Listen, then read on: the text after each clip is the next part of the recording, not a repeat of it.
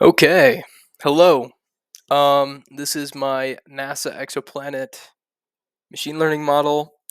Um, so I made this in Google Colab just because I'm used to that. And yeah, this is the walkthrough. So really quick, we'll go through the overview. So for this project, I obtained a data set from the NASA Exoplanet database. So here's that. So here we go. This is kind of what I had to work with. And yeah, the purpose of it was to explore the data set and develop a machine learning model to predict certain properties of exoplanets. And by doing so, aim to gain a deeper understanding of exoplanets and improve my data analysis and machine learning skills. So, I could show you it in here, but it's honestly probably easier to show it in the CodeLab notebook. We'll just go through it there. One sec. All right. So first, we wanted to load in the data. So I got the data from here and I downloaded it as a CSV. And one of the problems I first encountered was the way that the CSV is formatted. None of the column names are there, so I had to manually put those in. So I made a giant array with all the column names and then just set the column names into the data set as I read them. And then this right here is I was just making sure that went in there. Right here, we started by looking at this is called dataframe.head. So what that does is it shows you the first 5 rows of your data frame. So just to kind of understand what this is. So first you have like the name of the planet, then you have like the host name, which is more a specific ID. Then you have the default flag, disposition. This is what we really want to look at right here. This is kind of what our Y value will be later on. But this is either candidate, certified, or false positive, basically meaning it's a candidate for an exoplanet, it's a certified exoplanet, or it's a false positive exoplanet. Right here, I guess we don't have to go through all of these, but this is like the amount of stars in the system, the amount of planets in the system, discovery method, the facility where it was found, and all that good stuff. So right here, next thing I wanted to do is look at the data types. So I just wanted to see all the data types. You can't really see it right there, but usually here's a better one. So you can either use .dtypes or .info. .dtypes doesn't print out everything .info does, and .info is technically part of pandas. So right here we got a giant list with each column name, the amount of non-null values, and then the data type. So this kind of helped me understand a little bit better what kind of model I want to use and what kind of algorithm I want to use to go after this. Right here we can kind of see, again, I talked a little bit about disposition. So I just wanted to see how it was weighted.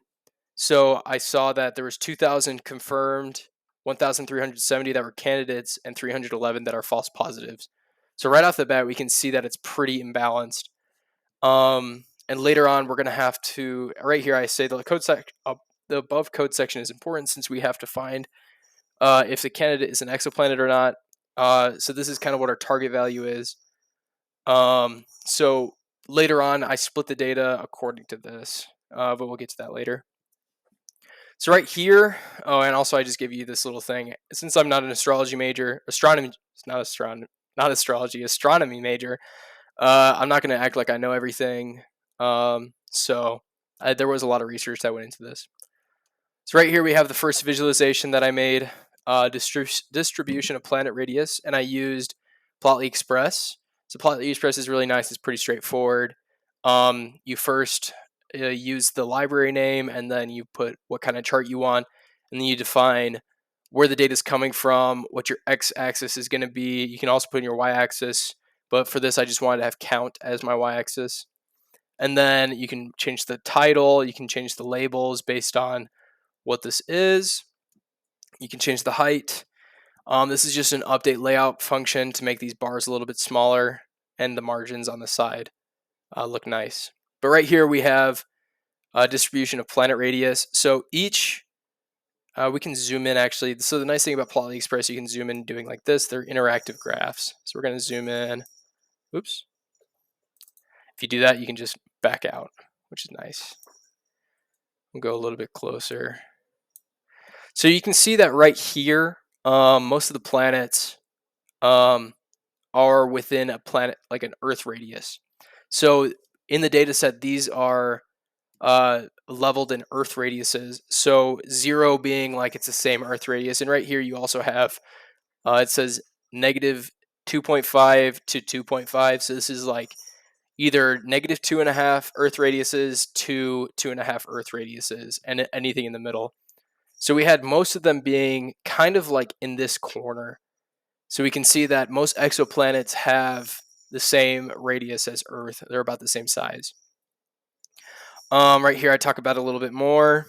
But yeah, that's important to know because we want to find the stuff that basically when we're making a model, we want to find everything that's similar.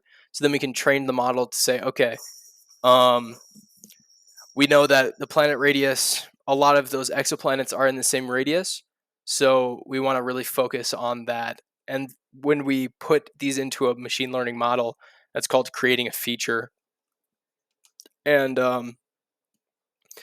those features are what we put into the model, and then they're basically the columns of data. Anyways, so moving on, we have the distribution of planet mass, very similar to the last one. We have most of them are similar to Earth's mass. So between negative 25 times the Earth's mass or 25 times the Earth's mass. And then it kind of goes down. You still have some planets that are pretty big, like this one's 1,000 times the Earth's mass. There's one of those. The nice thing about Plotly Express 2 is their interactive graphs. I'm not sure if I already said that, but you can see it says like what the bar means, and then also the amount that are in that bar. It's pretty nice. Yeah, we can see that a lot of them have the same mass as the Earth. Now we're going to go to equilibrium temperature. So it visualizes the distribution of equilibrium temperatures on exoplanets measured in Kelvin. So it's kind of like the average temperature for the planet, and it's all in Kelvin. So right here we have a couple exoplanets that are really cold. We have some that are incredibly hot, but for the most part, we have this nice little histogram right here that shows us that they really are around 50 to 500, 500 to 550 to about, I would say, 1,000. And that's about, I think I put it right here, that's about an 80 degree to 1,340 degree Fahrenheit difference. So we can see that this right here, like the 300 to 500, is like kind of where our planet is, but most planets are actually in this area, which is interesting. Um, and we might think, oh my gosh, how does someone live on a planet that's 650 degrees Kelvin, which is probably like 200 degrees Fahrenheit? And I think the more important thing is there are probably this is getting into a lot of weird stuff, but it's interesting to look at. All right, next one we have the distribution of insolation flux. So this is kind of like the atmosphere. And I didn't really know what this was at the beginning, so I did a ChatGPT prompt just to kind of give me it straight. So this is what it told me. The insolation flux of an exoplanet, well, the insolation flux refers to the amount of solar radiation received per unit area by a celestial body, in this case, exoplanets, from its parent star. So it's how much radiation is the planet getting from the parent star, and it is a crucial factor in determining climate, atmospheric conditions, and potential habitability of exoplanets. I think what's interesting here too is it's measured in Earth fluxes. So again, if it's on this side near 0, it's going to be the same as the Earth's temperature, and it's going to go down. Not It's the same as the Earth's atmosphere. I think also something that's interesting that you could take from this too is the the the spacing right here. Sorry, the count. I think it could also give you insight into how strong the Earth's or the exoplanet's magnetic field is, because the Earth, a lot of the radiation that, at least I might be wrong about this, but a lot of the radiation that comes from the sun is blocked by the magnetic field. So you could say if it's closer to the Earth's flux, then you could probably also say that the magnetic field is pretty similar. But that's a big conclusion to draw, and yeah, I don't know enough about astronomy to even draw that conclusion. Anyways, there's some more stuff right here if you want to read about it. Again, we have another histogram showing the stars in the system with an exoplanet. So there's no such thing as a half star, or at least I don't think so. So you can kind of ignore that. But right here, you can see that most exoplanets have one star in the solar system, in its system.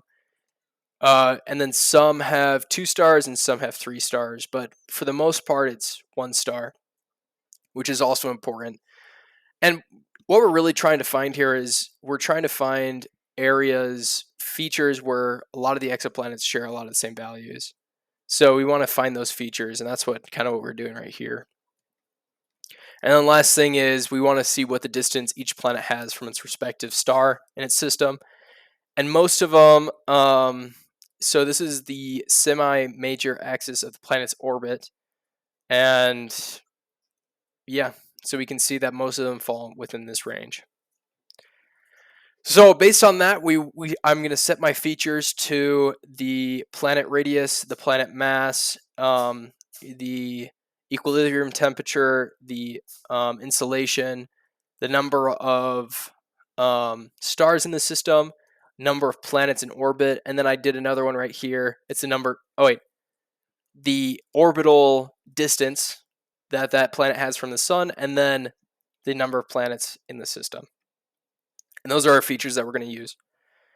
So from here, we had to figure out for our model, back to what I was talking about earlier, we needed to split the data frame. And the reason being is we need to have one data frame that we can train the model on, and then one data frame that we can test the model against. And I think that's the biggest problem I had with this data set was I got into it with high hopes, thinking that, oh man, this is going to be super easy. But then I realized I don't have a second data set that I can test everything against. And the problem with that is it might be really good, which you'll see here pretty soon. It's going to do really good in this data set, but that's probably because the all the data is for the most part already studied, and it's mostly like we saw above, it's really imbalanced. So there's a lot more confirmed than there are that are non exoplanets right here. There's a lot more exoplanets than there are not exoplanets. So we're going to have to do some data equals, like we're going to have to normalize it a little bit. And we also want to take out this right here. We want to take out candidate so we can have kind of a data set that we can test against, because these are the ones that are like unknown. We're not, or I guess according to the data set, these aren't like confirmed to be exoplanets. These are like obviously candidates to be an exoplanet.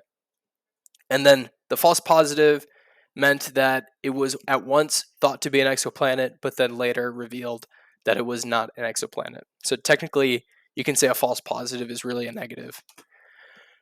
So that's what I did. Right here, scroll down. So we're going to split first the data frame on candidates. So you just do data frame, you make a new data frame containing anything inside of the data frame that has anything in the data frame that, okay. In the disposition column, if it's a candidate, and you're going to add everything that's a candidate to this new data frame called the candidate data frame. And then we're going to have a not candidate data frame that's the exact opposite of that. Now we need to transform the target variable disposition from an object type to an integer type to ensure accurate predictions by the model. So as you can see up here in our info, one sec, I'm just going to boop. We saw that this position right here is an object, and we need to turn that into an integer. So we need to turn it into binary, so either yes or no. So that's what we're doing right here. We're going to first replace it. We're going to replace all false positives with 0, which is like false, and confirmed with 1, which is true. And then right here, in place equals true. That means we're going to actually replace it in the actual data frame in the spot that it is in that data frame. And then we're going to just display the first few rows of the disposition column after replacing it to check. And then I wanted to see if the .unique function right here is basically going to say these are all the values that are inside of the disposition column in this data frame, just to make sure that there wasn't any like 1, 0, and then some random thing, you know. So after we do that, we're gonna this will create a balanced data set. So this right here, this is where we balance the data set. So first, we want to get the confirmed samples. So those are everything that's a 1 in the disposition column, and then false positive samples, that's everything that's a 0 in the disposition column. And then we're going to use this function from sklearn utilities called resample. And resample takes some arguments. So it's first going to say we want to get the false positive samples, and we want to replace them. And these are, we want it to match the number of confirmed samples right here. And then this just makes it reproducible. It selects them at random. And then once we have that, we have false positive unsampled, which is like a new balanced. And then we're going to concact that so that pd.concact basically merges these two new data frames together. So now they're balanced. So we're going to print that out just to make sure. And right here, we see that there are a similar number of 1s and 0s. Now, I guess you can get into the specifics about why some people might want to do this and some people frown upon this. But basically, you're just making more data points that are kind of similar to most of the false positives, and just to equal it out. That might be one of the problems I have. Later on, you'll see why I think this is a problem, because the model is really accurate. It's like 100%. So I probably did this wrong, but I'm still learning. So, so we're going to use XGBoost because while I was parsing through the data on here, there were some areas that have missing values. So we see that equilibrium temperature, not every single row has a value. Over here, we can see that there's plenty of places where the values are just missing. So that's where XGBoost comes in. It's an algorithm that is really good at handling missing values in a data set, and actually you don't really necessarily need to go in and take out all the missing values or reformat it. It just does it on its own. So right here, we're going to set our X and Y. So X is your features, and then Y is your target variable. And we're using the balanced data frame that we made up here. So you have, we're going to use the train test split from sklearn to split the data up. So what this is doing is it's setting the X train, X test, Y train, Y test. And it does this automatically. And we're going to take 80% of the data set to train and then 20% to test on. So it's going to just split it randomly for you, and then it'll split it out and it'll set all of these to their respective values. This is just so we can test it later and make sure we can get some metrics on how the model did. Your Y also, so you want your Y to only be one column, and your feature can be as many columns as you want. It just kind of depends on how fast you want the model to run, and how some people just put everything into the features, but sometimes that can be overkill. So I just put my features that I made up here, wherever those are. I think that they're at the bottom of this. But I just put that array in. Whoops. There we go. I just put that array in, and it's just going to just only do these columns from that balanced data frame and set those to X. So Next, we're going to use a grid search. So a lot of the time when you make a model, you have these they're called hyperparameters. So it's telling the model exactly what to do. So generally everything's at a default, but you can also change a lot of these settings to be a lot more accurate. But then there's a give and take because sometimes you can make it really accurate in your training, but then if you test it against anything, it's going to be really biased towards your training data. So it's going to be pretty inaccurate later on. Anyways, I used a randomized grid search. So what you do is you make a parameter grid. So I did n estimators, max depth. So n estimators is how many splits it makes. Max depth is how big the trees are. Learning rate. I I remember this, but at the same time I don't off the top of my head. This just says how much it increments. How much learning, how many like small steps it's going to take, if that makes sense. Subsample, these are really just so it's more random. Anyways, so these are going to go through, it's going to make, sorry, it's going to make um, a bunch of different models, and it's going to test them with all these different parameters.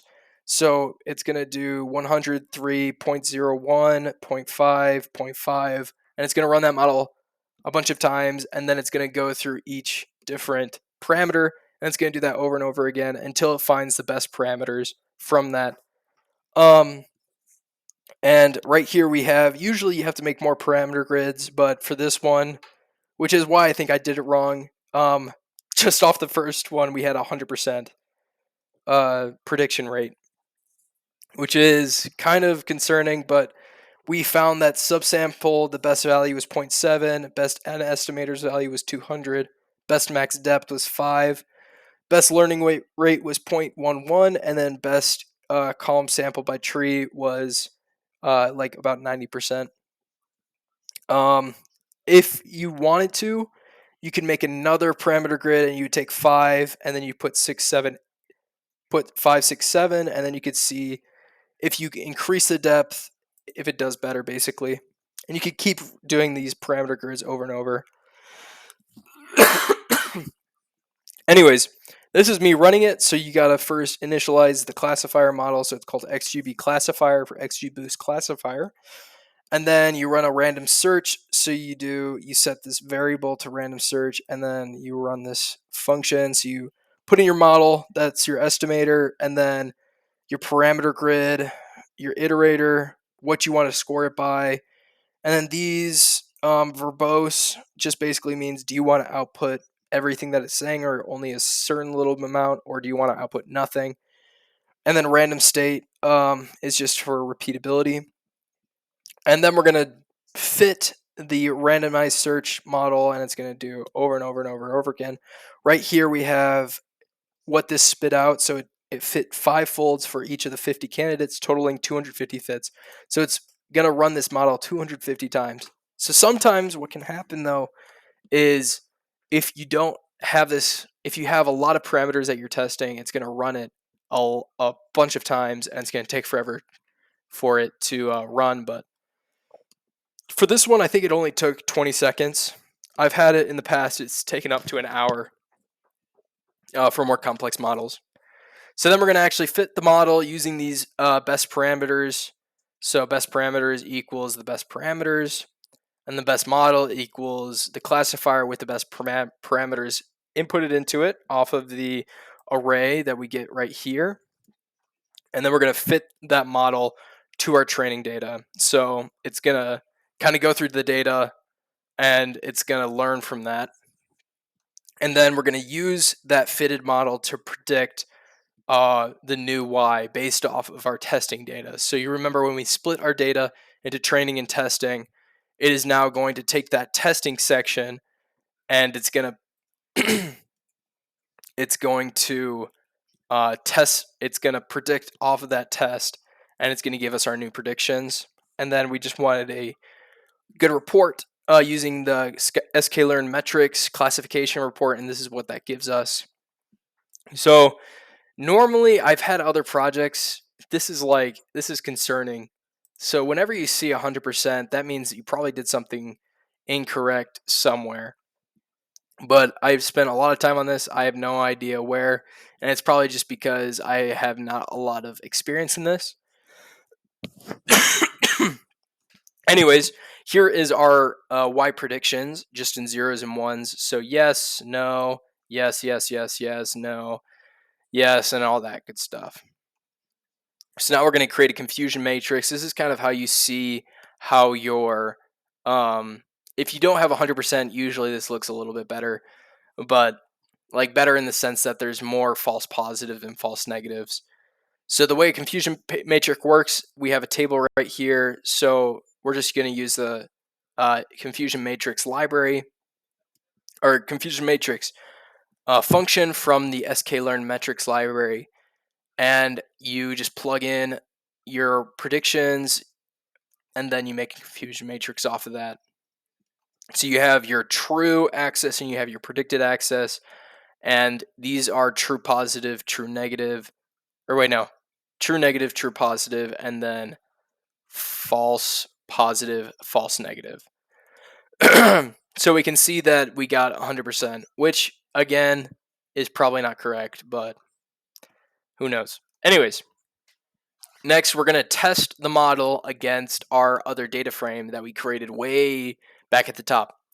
So we have our candidate data frame that only has the candidates. So we haven't trained on this data frame at all. But we're going to use the model that we trained with all the answers, and it's going to now try to guess if these candidates are actually exoplanets or not.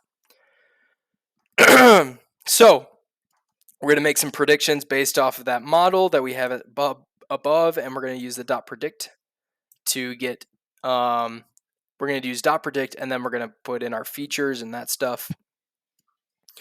And then we're going to get yes count and no count, so just so we can see how much of each the model said.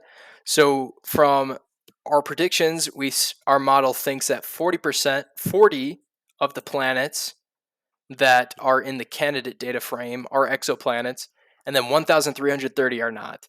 So that's where you kind of ask yourself, how is this correct?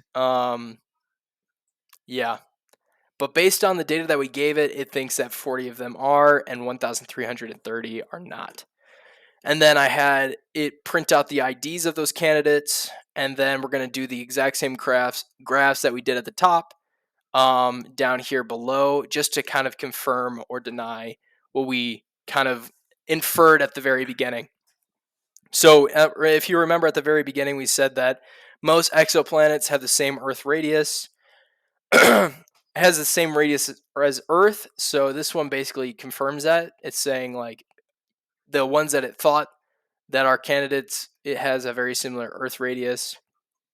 Not really sure what happened here. Nothing's coming up. So I tried zooming out. I tried looking both ways, and there's nothing that comes up here. So that's my fault. Right here we have distribution of equilibrium temperature for exoplanet candidates predicted as exoplanets. So we see again that most of the temperatures are within this kind of nice range right here, between 300 and 500.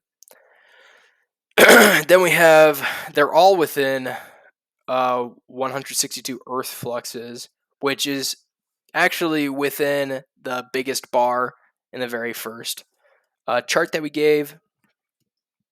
Almost every single one of them has 1 star in their system, and then most of them have this semi-major axis of the planet's orbit, so the distance from the sun.